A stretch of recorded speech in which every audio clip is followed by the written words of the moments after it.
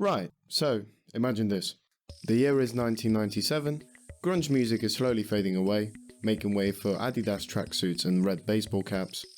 This year, if you're a kid, you would be spoiled to Disney's Hercules, The Beauty and the Beast, and George in the Jungle. And if you're a sports fan,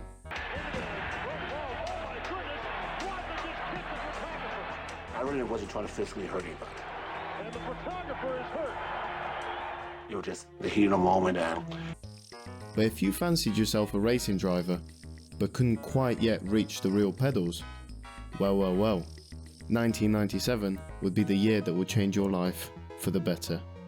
This year gave us arguably the most influential racing game of all time, and of course, I'm talking about not you, although I might come back to you someday. Ladies and gentlemen, the Real Driving Simulator.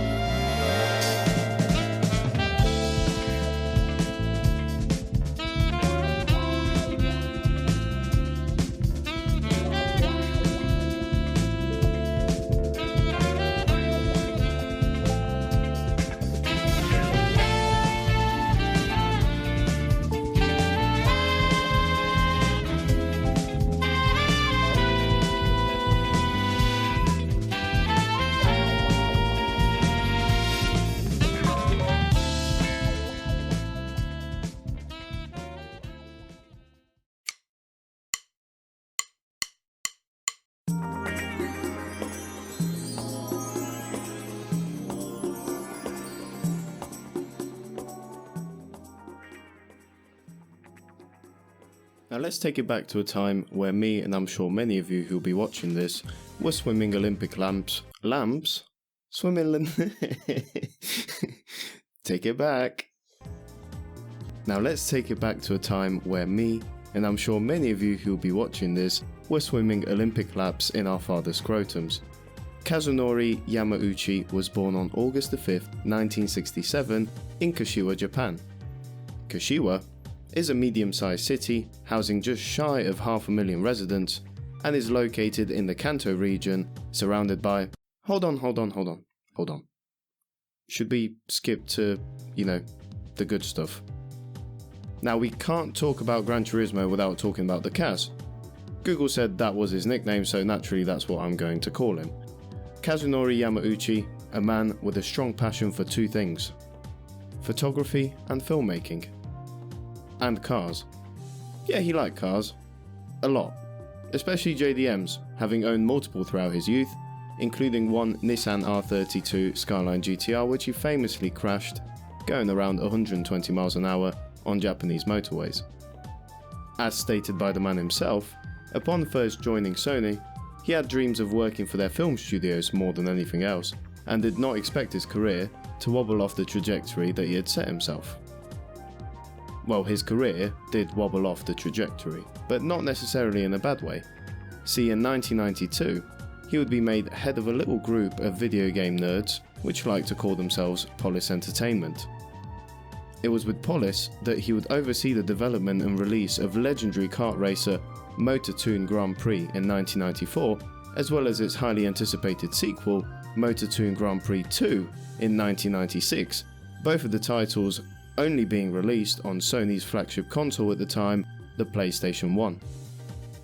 Now, all joking and sarcasm aside, Motor Toon 1 and 2 did a phenomenal job at laying the groundwork for Kazunori's vision, as well as letting the team experiment with the PlayStation hardware and see how far they could potentially push its limits. Drawing on his mechanical engineering background, did I mention that? Did I mention the guy with a fucking mechanical engineering degree as well?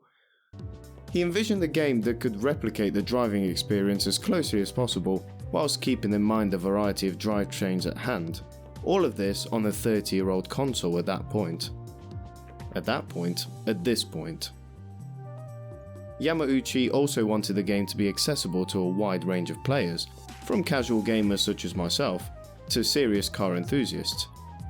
His goal was to offer something more than just a racing game. It would be a celebration of car culture. When it was time for their magnum opus to be released in December of 1997, it certainly did not disappoint. the game revolutionized the racing genre by offering unparalleled realism in terms of car handling, physics, and graphics at the time. Not only that, but it sold just over 14.8 million copies worldwide, making it the best-selling PlayStation game of its console generation, and obviously one of the highest-selling video games of all time at that point. For Kaz and Sony, it was a win-win. A dream and a vision being brought to life and shared with the masses, and a metric shit ton of money to go with it. Given its commercial success, greenlighting a sequel and allowing Kazunori to spearhead the rest of the franchise was a no-brainer for Sony, in what proves to be one of the most amazing partnerships in gaming history, which we might talk about at some other time, perhaps, maybe. Now for the game itself. Gran Turismo, a series famous for its attention to detail, realistic physics, and large collection of vehicles and tracks. A name engraved in every car enthusiast's mind for the past 2.5 decades. But how does that first game hold up? Spoiler alert, welcome to what was the bane of my existence for the last 3 months.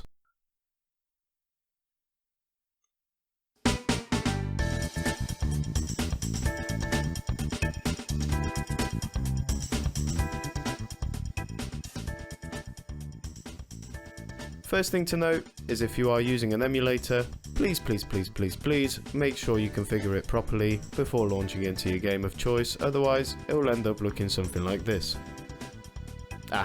Much better.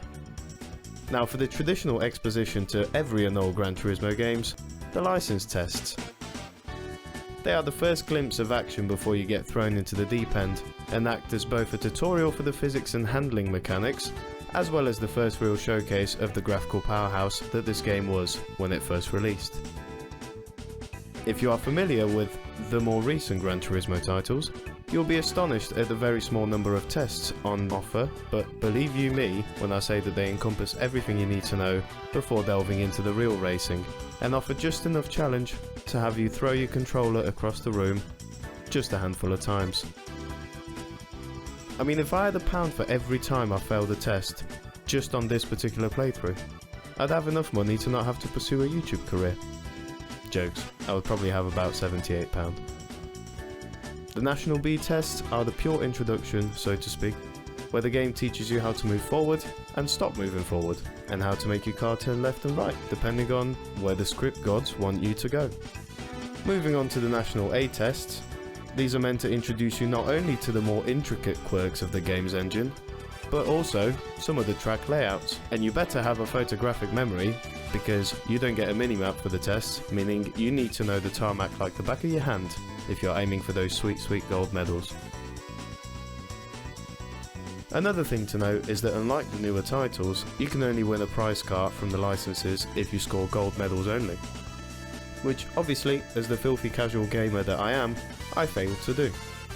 Anyway, now that we got our first few licenses, it's 10 toes down to the showroom in order to buy our first car. The game is very generous with our starting budget, and I personally decided to treat myself to a second generation Mazda RX-7, and was still left with some money in the bank.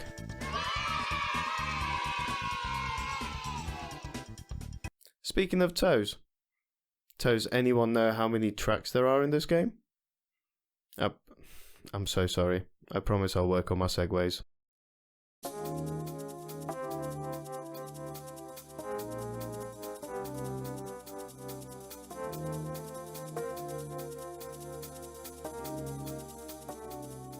Gran Turismo has a grand total of, drumroll please, 11 tracks. And to add variety, all of the tracks, barring the test course itself, will feature a reverse. And also, certain tracks such as Grand Valley have shorter and longer variations, which give a sense of progression and let you learn the track little by little before opening up new sections. All tracks are fictional and made in-house by Polyphony, which is really astonishing considering not only the longevity that some of these racetracks have had, with most of them featuring in almost every single mainline entry of the series, Deep Forest and Trial Mountain, my heart goes out to you. But in terms of pure layout and driving experience, it wipes the floor with even some of the real life tracks that we host on this server we call Planet Earth. I am looking at you, Vegas. Real highlights include the aforementioned Deep Forest Raceway, which also happens to be Kazunori's favourite track, and features an intricate infield full of medium speed twists and turns, eventually opening to a couple of remarkable high speed sections, which feature some elevation change just to keep things interesting. And of course, we cannot mention original GT tracks without mentioning Grand Valley Speedway.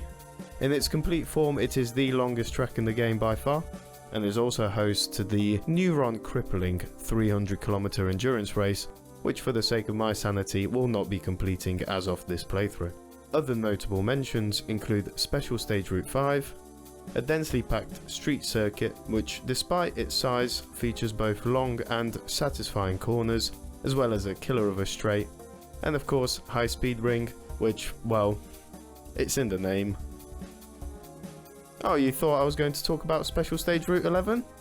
Well, that piece of mother shit. I got beef with Route 11.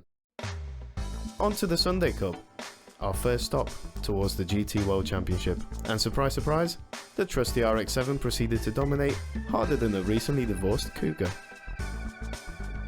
For the third and final race of the Sunday Cup, I decided to give the AI opponent a chance and bottled my qualifying on on purpose.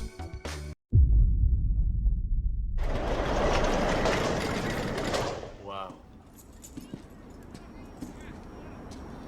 Yeah, my dad built her. 900 horses of Detroit muscle. It's a beast.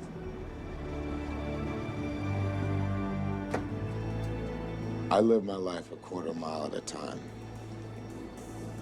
Nothing else matters, not the quarter, not this mile, not quarter mile.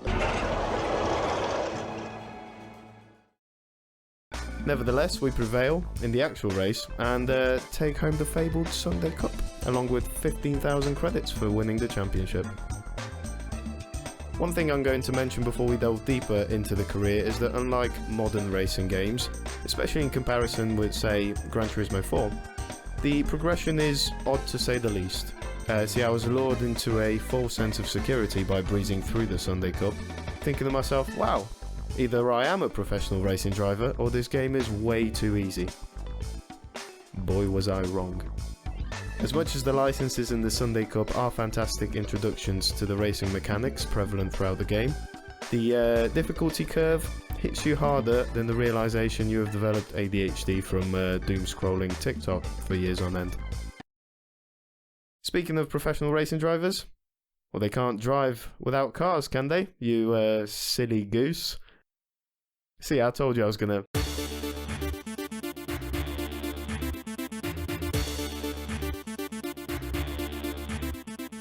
Gran Turismo features an astonishing 178 cars, which puts to shame even some of the contemporaries. But before we get ahead of ourselves, variety is certainly not today's keyword. Out of the total 178 cars, 159 of them are Japanese models, which, I mean, fair enough. It is expected for a Japanese game developer to pay homage to their domestic car culture, and sure, many of you today who are passionate about JDMs have the GT franchise to thank for, to a certain extent.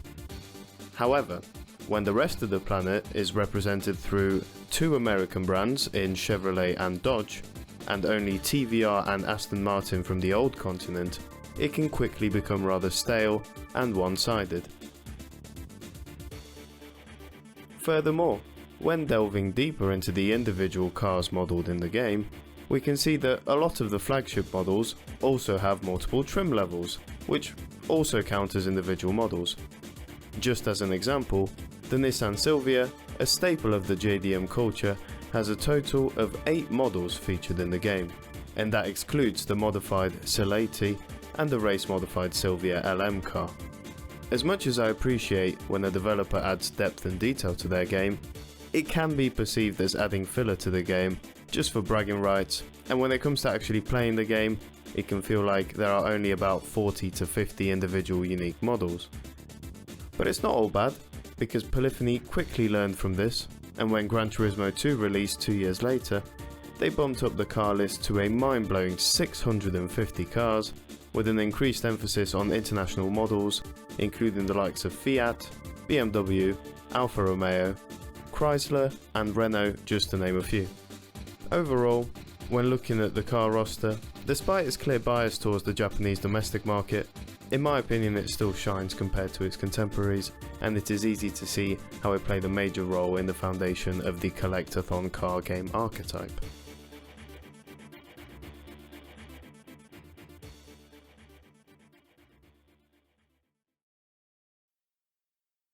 I entered the Clubman Cup with high hopes and an overly inflated ego, so much so that I completely forgot to upgrade the RX-7. I did however learn that qualifying was completely optional, in a twist that easily shaved off about 10 hours of extra gameplay for me. That turned out to be both a blessing and a curse. See, the Clubman Cup was my first taste of true difficulty, but I was determined to conquer it, and after securing my first victory on the last corner of Autumn Ring, I was ready to give it everything I had. Route 5 had a different plan, as I couldn't even land the podium finish, but limping as I was still in the race, partly due to the crucial points I had secured with the first race victory, but mostly due to the MR2, who had previously finished second in the last race, having had an even worse finish than me. This meant that of course, though not by much, I was still leading the championship, but bringing home that trophy would be a real trial, and securing a victory in the last race would prove to be a mountain of a task. God, what a shit joke. Trial Mountain was the last race of the Clubman Cup, and I feel obliged to offer you guys the absolute privilege to experience what I have experienced. Plus professional commentary, of course, from yours truly. The final race of this revered championship, and it's lights out and away we go. The driver in the dark blue Mazda RX-7 currently leading the standings, but can he deliver? He takes 5th place from the Honda straight off the line and heading into the first turn. Now trailing the black FTO, he makes a move on the inside, but well defended by the Mitsubishi. Can he attack once more on the inside? Yes, he can! As the pack approaches the infield, another sweeping overtake on the elevated left puts the RX-7 in 3rd, but they're also close together. It's anyone's game. A little bit of contact between the red Nissan and the Mazda as the Subaru is hot on their back, but look at this! The top 3 cars are all aligned fighting for first, and it's the RX-7 that comes out on top. A bit of oversteer there going into the long straight. Can he keep the lead against his agile competitors?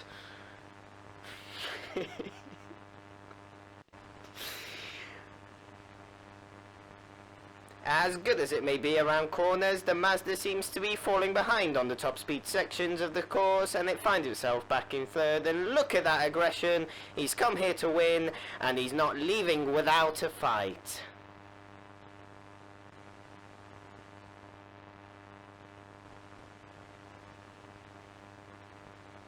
Now through the technical part leading to the last chicane, and another brave overtake. I think he might have touched grass. I think I need to go and touch some grass. He is now bumper to bumper with his main championship threat, the yellow Toyota MR2. He cannot afford to lose by more than 1 place to it, or it's game over. Oh my god, he has gone airborne, and there's contact! That must have left some serious scar tissue on the MR2, but on the other side, the RX-7 looks determined as ever. He means business, he can't stop, he's addicted to the shindig, and he's waiting for his rival to give it away so he can win big. It is the final lap of the race, and the Mazda once again takes the lead on the elevated section. He needs to control that car. A couple of sloppy turns and he finds himself back in 2nd, with a Subaru and Nissan right behind. In my 3 minutes of racing commentary, I have not come across a race this tense. Going into the straight, the RX-7 is a very... Going into the straight, the RX-7 is in a very vulnerable spot, and indeed it falls all the way to 4th, but it's not over yet, and just like a deja vu, I have been to this place before. A stylish drift puts him right up the MR2's backside, but it's the Subaru which snags 2nd going into the short straight. Not much time left, some serious contact between the two, and dreams of the Clubman Cup are slowly fading away, going towards the final chicane.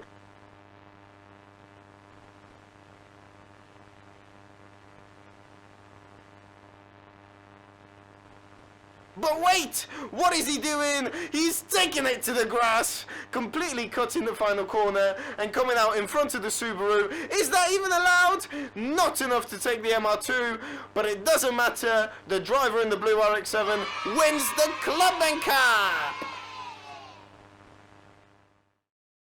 Cars are meant for driving, and that's just what they do. Now, I know we're quite a bit into a video concerning vehicles that move in a competitive manner, but I truly believe that if we are to go into detail, we must nail down some fundamentals first. Here's a little sub-segment I like to call Lesson Time.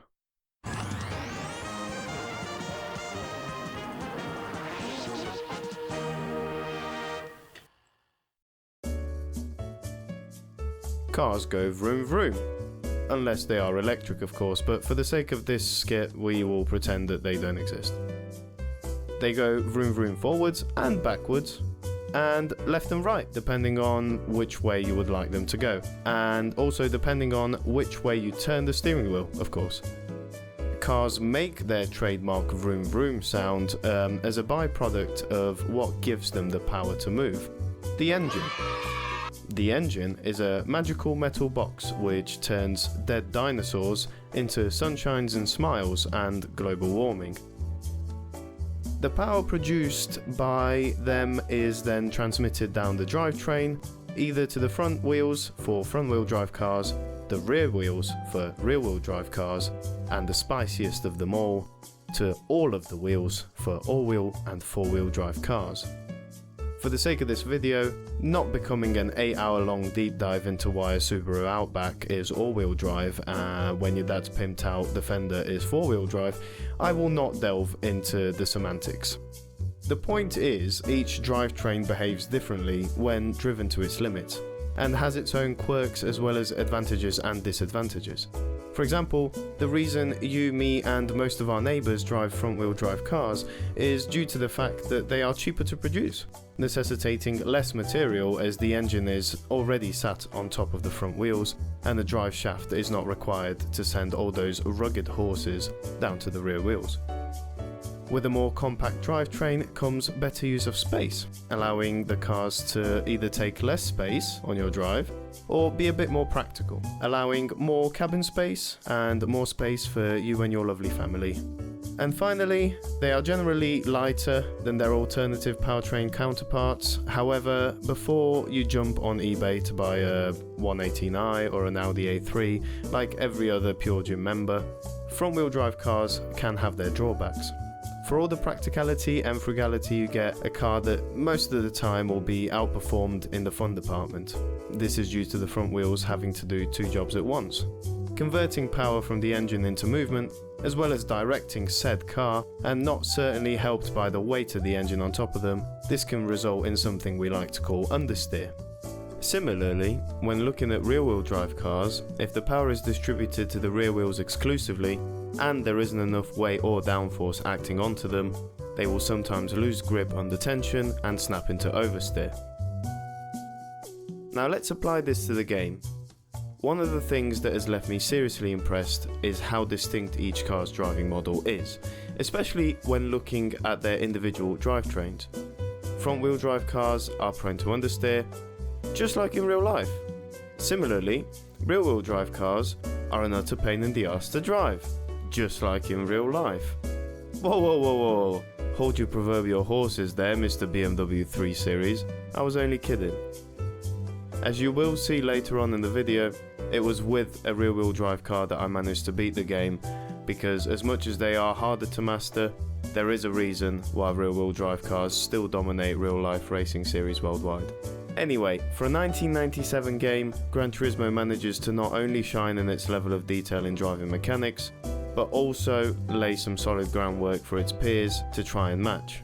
I mean, looking at the roster of games that came out around the time GT1 came out, we have the likes of Need for Speed 2, which is legendary in its own way, but features easy to pick up arcade controls that promote an unrealistic, pure adrenaline, pedal to the metal driving style. The closest to Gran Turismo in terms of direct competition would probably be F1 1997, but even then, that game lacks the variety that Gran Turismo offers, as well as looking like a RuneScape potato.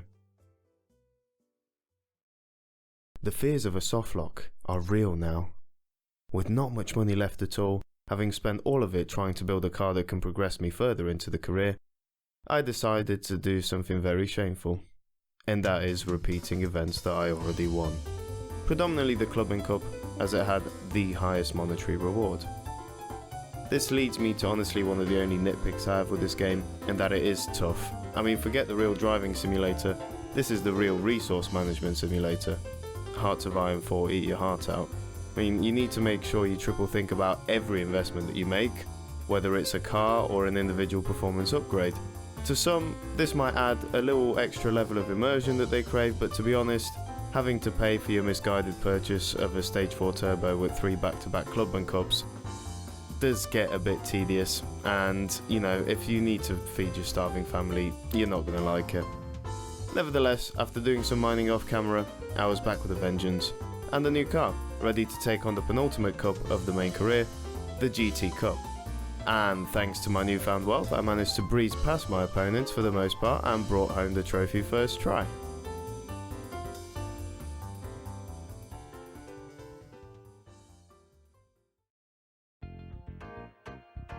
Like a new inmate trying to assert dominance by squaring up to the biggest geezer in the courtyard, Kazunori knew that to form a strong foundation, his game needed to sound like no other.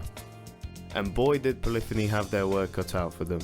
I mean, just to put it into perspective, I was kind enough to compile the sounds of a few of the lesser known indie games that were released that year.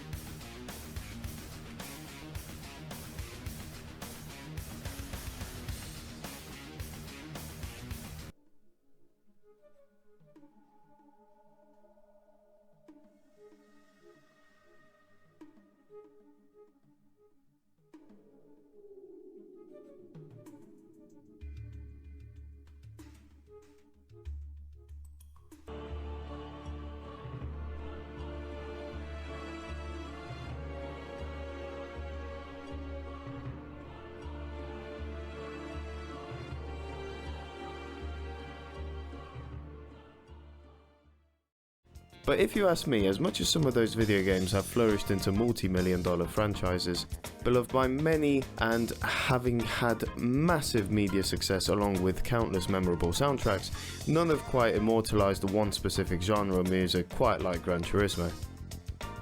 Nowadays, it is safe to assume the GT franchise is synonymous with jazz fusion, a genre which, like the name suggests, mixes traditional jazz with the likes of other genres such as rock, funk and electronica, and is in fact what you've been listening to for most of this video. However, what if I told you that at the time that this game was released back in the late 90s, you would have had a wildly different experience with a game soundtrack depending on where you actually lived?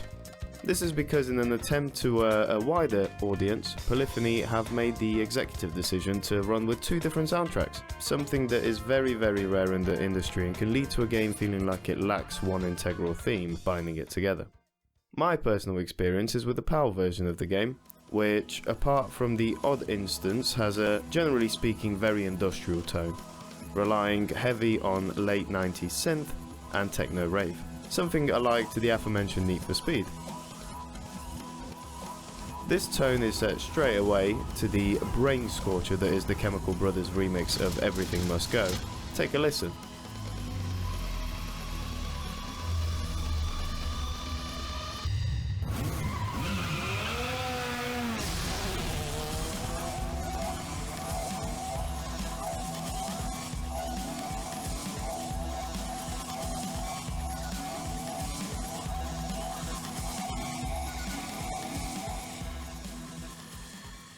Even the menu music, although drastically subdued in comparison, still has an emphasis on harsh synths, distorted guitars and hard-hitting percussion.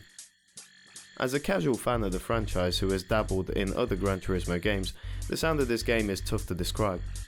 Unique at best, with some interesting ideas and a clear zeitgeist of the period of time in the Western electronic music scene, and sometimes headache-inducing and obnoxiously repetitive at its worst. In stark contrast, in what is still to this day a top 10 anime betrayal, if you are blessed enough to get your hands on a Japanese version of the game, you would be positively touched by the gods with a little something that goes like this.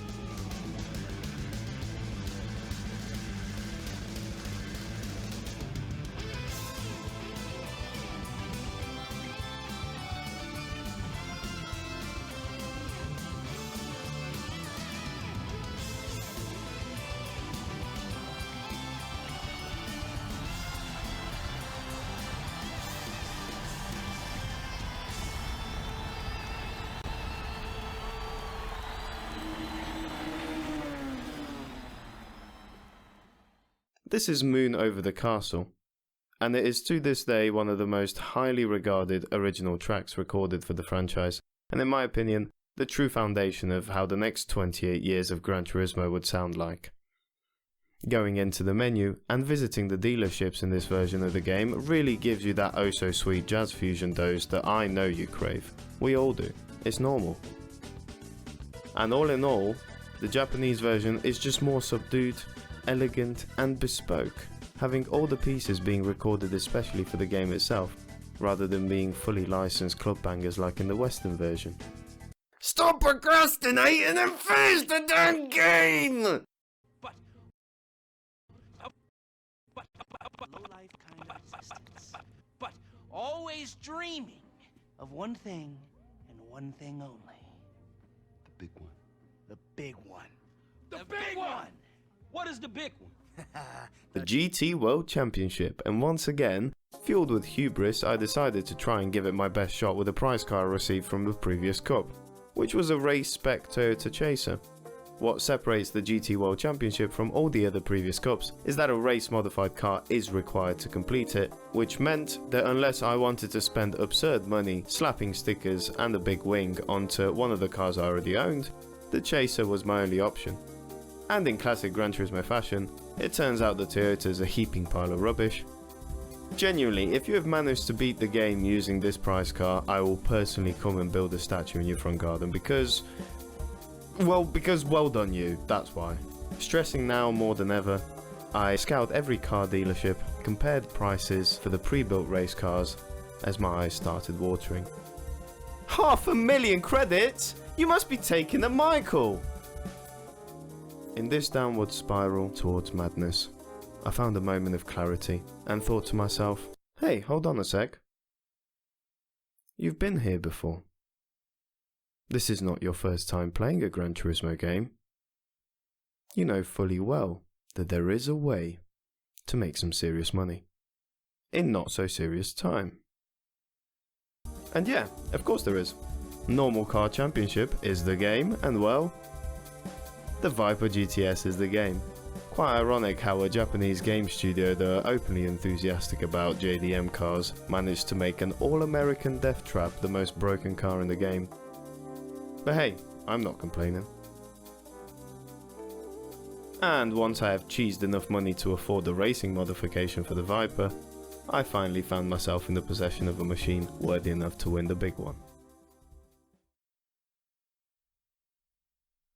The end of this journey left me with a truly cathartic feeling, which not many games have managed to achieve. Truly impressive for a game that was made before I was born. And it was made even more bittersweet by the prize I received for finishing the game, which was the opportunity to give the high fidelity tracks a go. Cruising the streets of Special Route 5 in true 60 FPS, in the car that I used to conquer this behemoth of a game, left me in a state of sadness. Not because it was not worth the effort, but because it was over. And like most things in life, you don't truly appreciate the process in your relentless pursuit of reaching the end goal.